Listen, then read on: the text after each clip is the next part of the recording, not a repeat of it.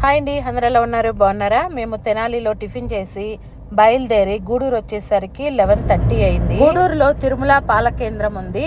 అక్కడ ఈ బాబాయ్ చెనక్కాయలు అమ్ముతా ఉంటాడు. మేము ఎప్పుడు వెళ్ళినా ఈ బాబాయ్ దగ్గర కంపల్సరీ చెనక్కాయలు అయితే తీసుకుంటాం. చాలా బాగా పలకరిస్తారు.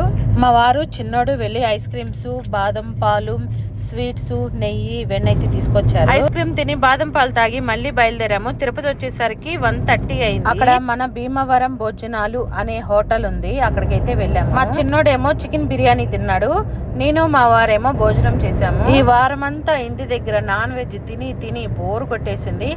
ఇంకా నాకైతే నాన్ వెజ్ ఏమొద్దు, చక్కగా పప్పు అన్నం పెరుగన్నం తిందామని చెప్పేసి వైట్ రైస్ అయితే ఆర్డర్ పెట్టాము. కర్రీస్ అన్ని బాగున్నాయి. మాకైతే కొంచెం ఉప్పు తగ్గింది అనిపించింది. టేస్ట్ మాత్రం చాలా బాగున్నాయి.